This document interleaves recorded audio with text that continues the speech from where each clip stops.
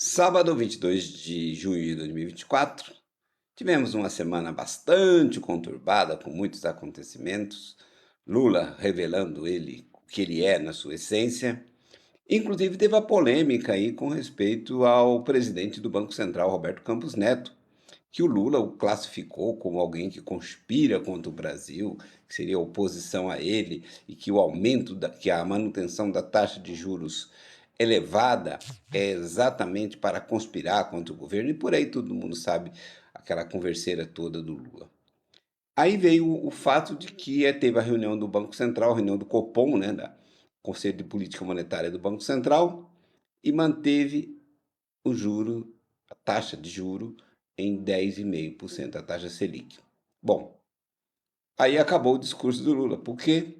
Porque dos cinco membros, melhor dizendo, dos 9 membros do Copom, o presidente, que é o Roberto Campos Neto, e mais 8. 4 diretores foram indicados por Lula. E qual foi a decisão do Banco Central, do Copom? Manter a taxa de juros em 10,5%. Qual foi o placar da votação? Todos os diretores e o presidente do banco votaram pela manutenção da taxa de juros em 10,5%. Logo, a mentira do Lula não parou de pé. Ou seja, todos aqueles que ele indicou acabaram votando pela manutenção da taxa de juros. O que ocorre com a taxa de juros? Que o governo ataca a presidência do Banco Central. Ele não quer que o juros seja reduzido, até porque os juros altos beneficiam quem? Os amigos da Faria Lima, os banqueiros. Por isso que os banqueiros têm apoiado o Lula há muito tempo. Né?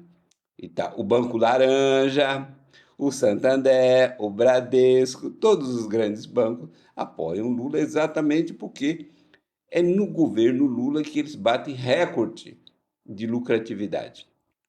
Mas o Lula, dado a própria formato de gestão que o PT, que os socialistas de um modo geral imprimem, leva a economia ao caos, à degradação econômica, que aliás, em última instância, é o que eles desejam. Mas, como isso pega mal perante a opinião pública, pelo menos no curto prazo, antes deles conseguirem esmagar todo mundo, então eles precisam de um bode expiatório. Então, o bode expiatório, desde o início do governo Lula, é o Roberto Campos Neto, presidente do Banco Central.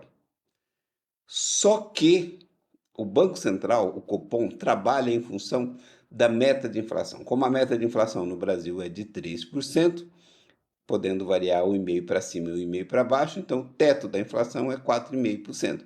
Por isso que o Banco Central, o Copom, trabalha com a taxa de juros mais elevada, para frear, digamos assim, o excesso de consumo, para não disparar os preços, já que não existe, digamos, bens e serviços o suficiente para ser ofertado pela demanda, caso o crédito fique mais barato. Bom, o que chama a atenção nesse imbróglio todo é que bastava o governo Lula mudar a meta de inflação. Se hoje é de 3, passasse essa meta de inflação para 6%, que não é tão assustador assim, né? Levaria o quê? Levaria o Banco Central a poder reduzir a taxa de juros. Mas por que o governo Lula não faz isso? Não faz porque não quer. Quem define a taxa de juros? Ou melhor dizendo, quem que define a meta de inflação? O Conselho Monetário Nacional. Quem compõe o Conselho Monetário Nacional?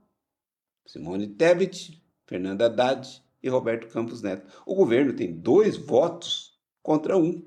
Era só ele querer que no mês seguinte alteraria a meta de inflação para 6%.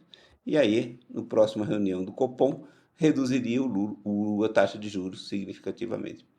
Mas é apenas um teatro. Curioso que muita gente cai nesse teatro.